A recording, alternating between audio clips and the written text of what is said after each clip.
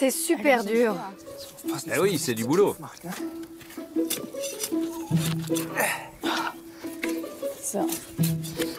Eh non, les amis, nous ne cherchons pas un trésor au fond du jardin. Nous sommes en pleine mission scientifique.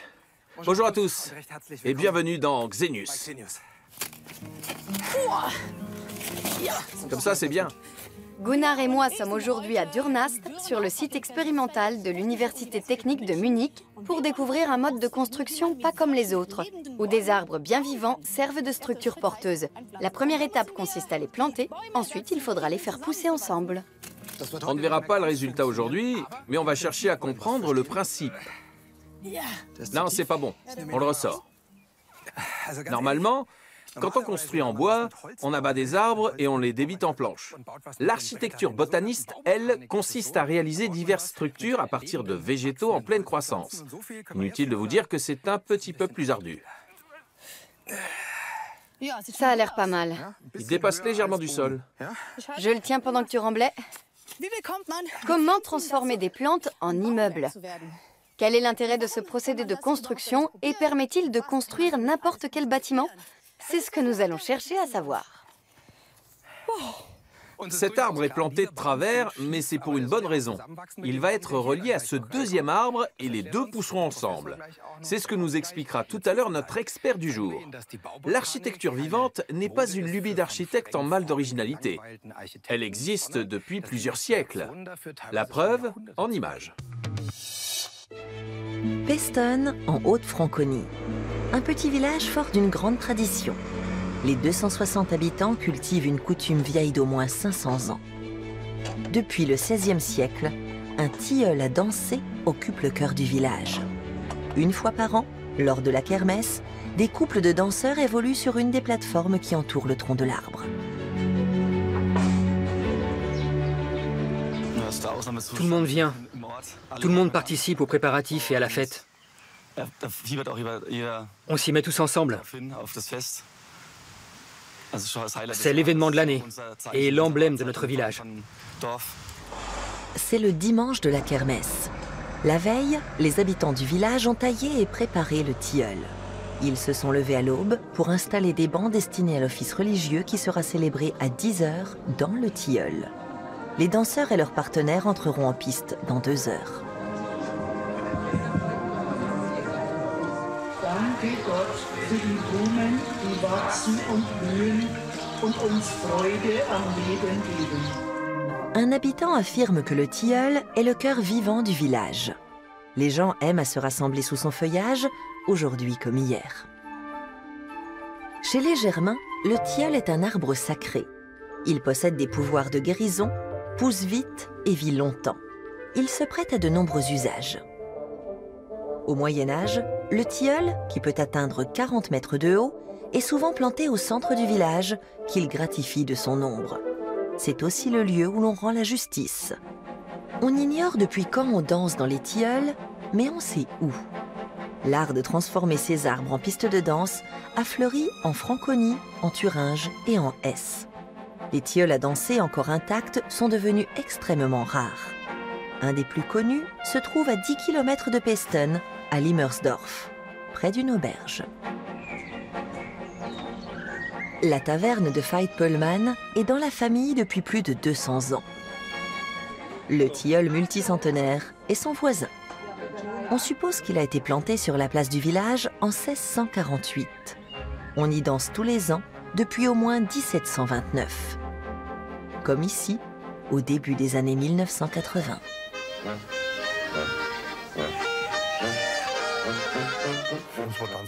Pour nous, un tilleul à danser, c'était quelque chose de normal.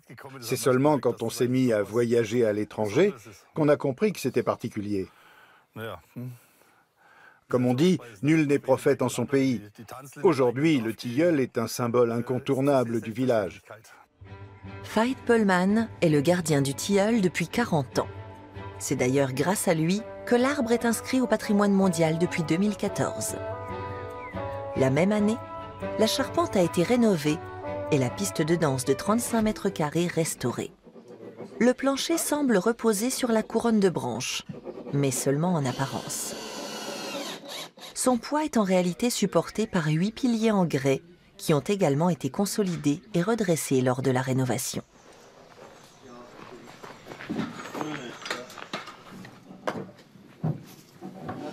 En 1990, Veit Poelman a planté un arbre de remplacement juste à côté, au cas où il arriverait malheur au vénérable tilleul.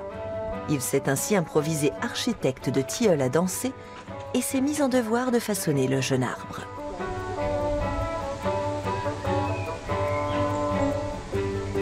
Pour convertir un arbre en tilleul à danser, il faut s'y prendre très tôt. Sinon, c'est très difficile de ramener à l'horizontale les branches qui ont poussé vers le haut. La couronne sur laquelle s'élèvera le pont de danse doit être aussi horizontale que possible et poussée en largeur. Les branches ont été fixées sur des poutres pour libérer, au-dessus, un espace qui accueillera la piste de danse. Le deuxième arbre sera lui aussi aménagé d'ici 2 ans. Cet arbre est une vraie merveille. Tout le monde serait content si dans 2 ans, la plateforme était en place et qu'on pouvait y effectuer la première danse. C'est le but. Retour à la kermesse de Peston. L'arbre, de forme cubique, est encore relativement jeune. Son prédécesseur, âgé de 300 ans, a dépéri pendant la Seconde Guerre mondiale. Juste après la guerre, on a planté son remplaçant pour disposer, 50 ans plus tard, d'un nouveau tilleul à danser. L'architecte de Peston, Volker Lauterbach, a participé à la mise en œuvre du projet. Dans sa jeunesse, la place du tilleul était une ruine pittoresque. C'était comme dans La Belle au bois dormant. Il y avait les colonnes en pierre, l'escalier. Le soir, les enfants grimpaient dans l'arbre pour jouer. Mais ça s'arrêtait là. Et c'était bien dommage. Mais comment, exactement, a été façonné le tilleul à danser? Volker Lauterbach a fait appel à un historien de l'architecture qui a construit une maquette d'après de vieux plans. Après la mise en conformité avec la législation actuelle, les habitants de Peston lancent le chantier en 2001, bénévolement et avec le feu sacré. Nous sommes un peu plus soudés aujourd'hui. Le village s'est forgé une identité grâce au tilleul et à la place. On a aussi réhabilité la kermesse, qui a renforcé les liens au sein de la communauté. La kermesse de cette année est la 16e depuis la rénovation du tilleul à danser. La tradition a refleuri. De nombreux visiteurs sont venus à vélo de toute la région. Peu avant 13 h, les garçons vont chercher leur partenaire. Les danseurs mettent la dernière touche à leur costume.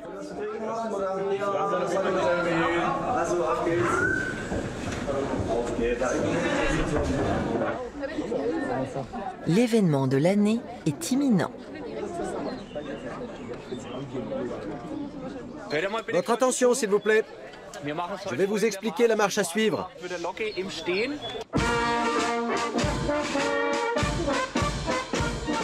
Les célibataires du village ont le droit de participer à partir de 16 ans. Il y a bien longtemps que les couples de danseurs n'avaient pas été aussi nombreux. Petite mise en jambe avant la première danse. La tradition séculaire du tilleul à danser est encore bien vivante dans certains villages de Haute-Franconie.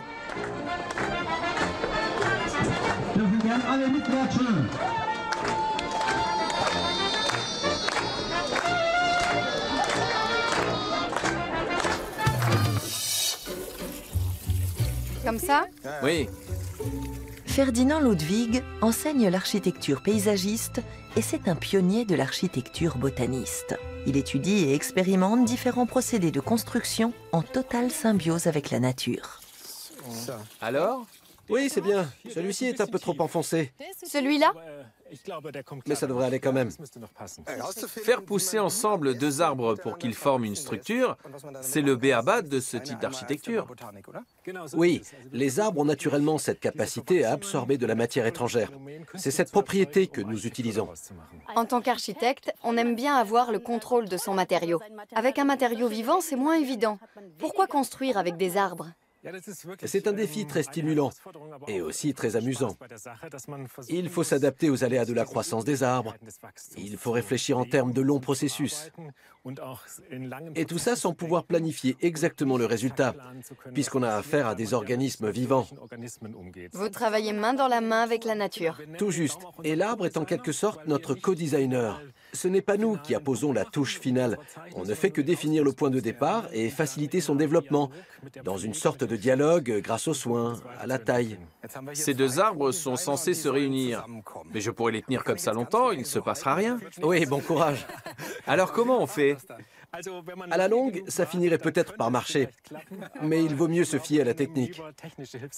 Concrètement? Nous allons visser les arbres ensemble. Avec une vis normale? Presque.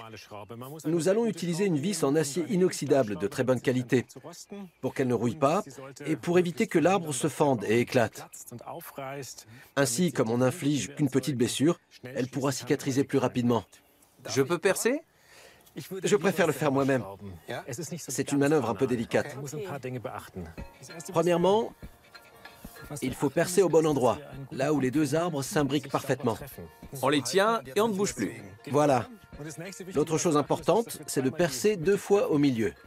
C'est comme une opération. Oui, c'est presque de la chirurgie. On écarte un peu pour voir où la vis sort. Et si c'est bien centré, serre fort. C'est dur? C'est surtout fatigant. Je vais bien te croire. Là, ça suffit? Là, c'est bon. La vis est ressortie là. On voit la pointe. C'est parfait. C'est la bonne longueur. Donc, à partir de maintenant, ça va pousser de tous les côtés. Exact. Les deux arbres vont augmenter en épaisseur. En temps normal, ils s'étendent uniformément dans toutes les directions. Ici, comme ils ne peuvent pas, ils vont se rapprocher l'un de l'autre. Ce faisant, l'écorce va se fissurer et les tissus végétaux vont entrer en contact. Les deux arbres vont fusionner à cet endroit. C'est difficile à imaginer. Pour l'instant, on dirait juste une clôture. C'est un assemblage très artificiel, mais qui va déboucher sur une soudure naturelle. Là-bas, il y a plein d'exemples réussis. Effectivement, nous avons des arbres plus vieux. On va voir? Oui, allons-y. Poussez bien. Et ceux-là, ils sont tous vissés? Non, pas tous. Au début, nous avons testé différentes techniques. Par exemple, on a essayé de faire une sorte de nœud avec des cordes très fines, qui s'incrustent progressivement. Mais le fait est que c'est la technique du vissage qui est la plus efficace sur la plupart des espèces d'arbres. Sur ces bouleaux, la soudure est très visible. Ils ont quel âge à peu près?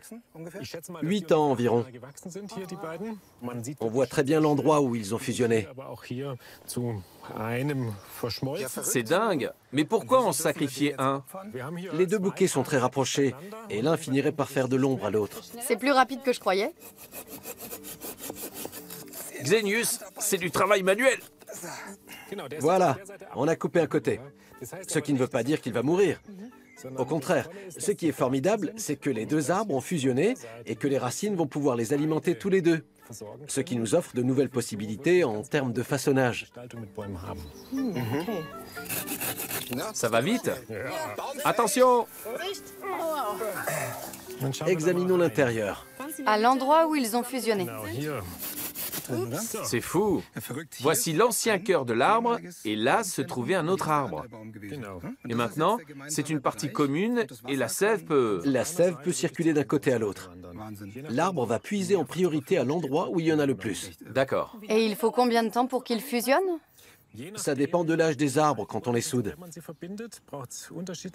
La durée varie aussi selon l'espèce. Mais en principe, dès l'année suivante, on a un anneau de croissance commun. Génial. Incroyable. C'est fascinant. Un autre modèle d'architecture vivante existe bien au-delà des frontières de la Bavière, dans le nord-est de l'Inde précisément. Nous ne nous y rendrons malheureusement pas aujourd'hui, mais comme le professeur Ludwig a une équipe de chercheurs, nous avons pu rapporter quelques images. Au fond d'une gorge, dans la jungle de la province indienne du Meghalaya, Wilfried Middleton, assistant de recherche du professeur Ludwig, part explorer des constructions que seuls de rares touristes ont la chance de contempler. Des ponts vivants, vieux de plusieurs siècles, bâtis par les Khazis à partir des racines de l'arbre à caoutchouc.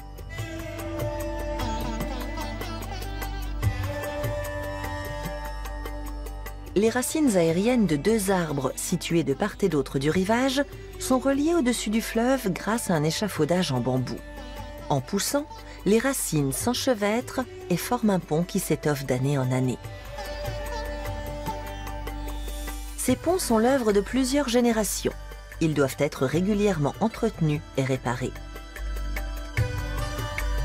Avant qu'un pont de racines puisse supporter le poids d'êtres humains, il peut s'écouler des dizaines d'années. Comparé aux ponts en bambou, ces structures résistent toutefois beaucoup mieux aux pluies diluviennes de la mousson. Jusqu'à présent, les ponts des Khasi n'ont fait l'objet d'aucune étude scientifique. Wilfrid Middleton effectue un travail de pionnier. Mais leurs jours sont peut-être comptés. Lorsqu'ils ne sont pas des attractions touristiques, comme le pont à 2 étages de Nongriat, de nombreux ponts tombent en ruine. Et c'est tout un savoir-faire unique qui sombre dans l'oubli.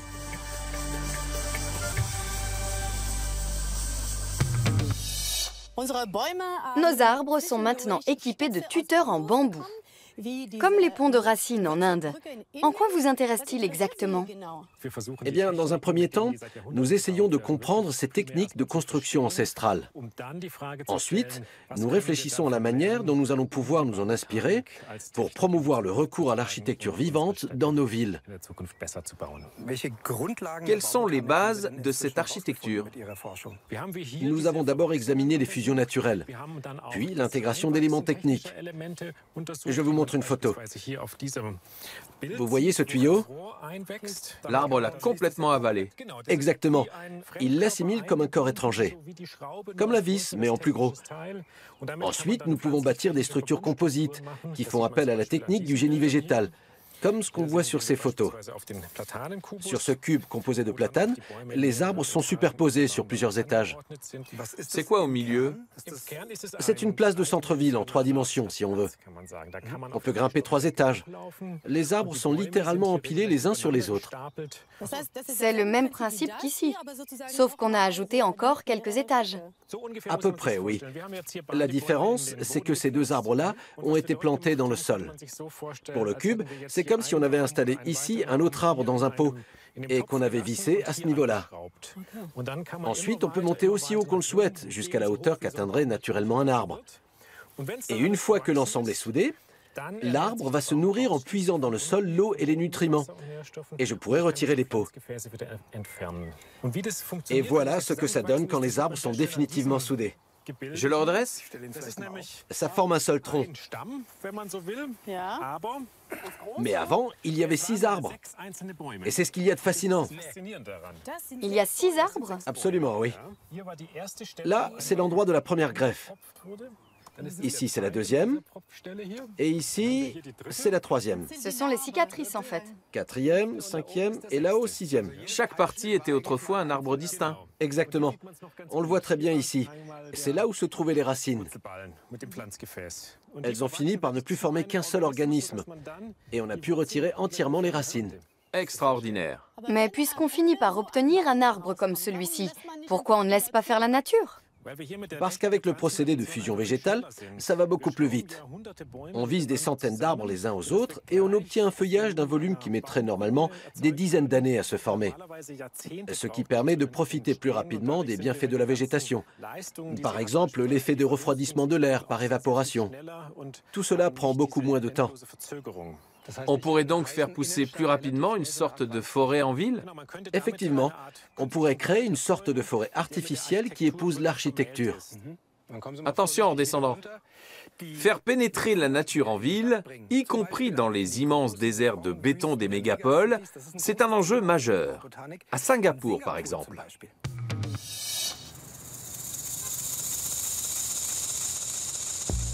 À Singapour, la jungle s'invite en ville. La verdure envahit cet univers de verre, d'acier et de béton. Des bâtiments à l'allure futuriste où la nature reprend ses droits.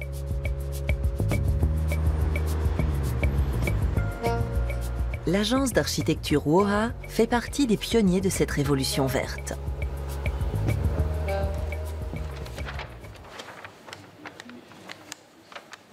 Shirin Taraz est allemande et vit à Singapour depuis 10 ans. Car ici, les projets de construction écologique deviennent réalité. Par exemple, un habitant d'un de nos immeubles a porté plainte parce qu'il avait été piqué par une abeille au 26e étage. Nous avons pris ça comme un compliment. C'est formidable que quelqu'un vivant au 26e étage soit susceptible de se faire piquer par une abeille. Singapour, métropole scintillante, paradis fiscal et laboratoire du futur d'un monde plus vert. La ville compte plus de 5 millions d'habitants, avec une tendance à la hausse. Sur cette petite île tropicale, l'espace est une denrée rare. Mais la cité-État s'est dotée d'un programme ambitieux visant à faire de cette jungle de béton la ville la plus verte du monde. Puisque la végétation ne peut plus s'étendre, on va l'obliger à s'élever. À Singapour, la révolution verte viendra du ciel. Le gouvernement veut transformer le béton des gratte-ciel en végétation produisant de l'oxygène. Une aubaine pour les promoteurs et les paysagistes, puisque la moitié des coûts sera prise en charge par l'État. Tout un secteur s'est développé autour de la végétalisation verticale. Vera Sekaran est spécialiste des espaces verts suspendus. Lorsque la densité de bâtiments est trop forte, les arbres n'ont plus la place de pousser. Et les conséquences pour l'environnement sont dramatiques. La chaleur, la poussière, la qualité de l'air, le bruit et naturellement l'esthétique. Qui a envie de vivre près d'un immeuble en béton tout gris? Le remède, un mur végétalisé, alimenté automatiquement en eau et en nutriments. 20 ans de luxuriance garantie. C'est aussi une thérapie contre l'exiguïté claustrophobique de la ville.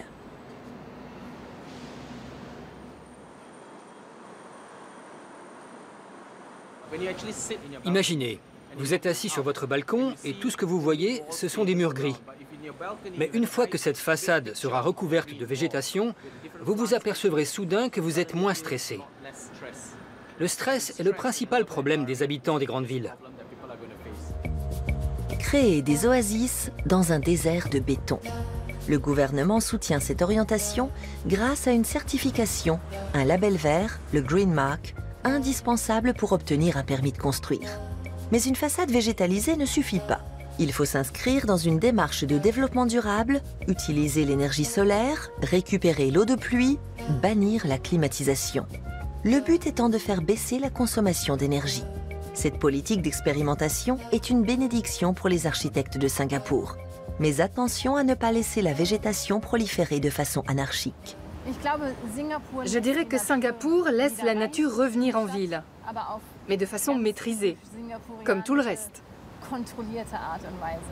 Ce n'est pas une jungle, ça n'a rien de dangereux. C'est une nature sous contrôle, qui est là pour améliorer la qualité de vie des habitants. La ville a même trouvé une solution pour s'étendre horizontalement, des parcelles conquises sur la mer. 100 hectares de terre ont ainsi été poldérisés aux portes du quartier de la Finance. Le premier projet de construction a été l'aménagement d'un espace vert d'un coût d'1 milliard de dollars.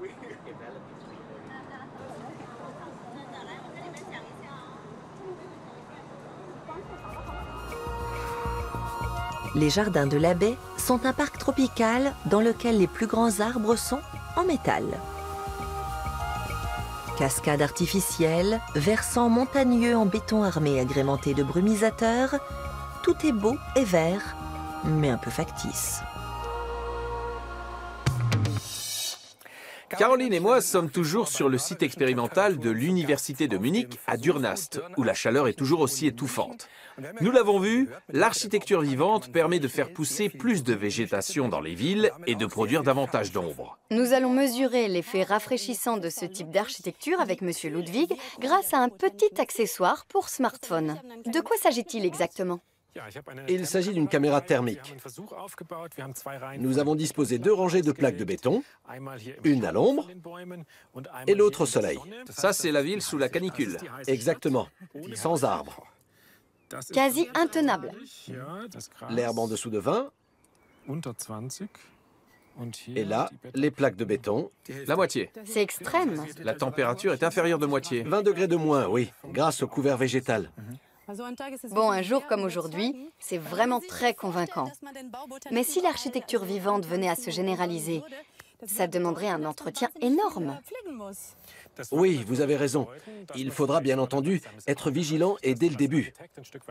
L'architecte devra adopter le regard du botaniste et anticiper l'évolution d'une telle structure.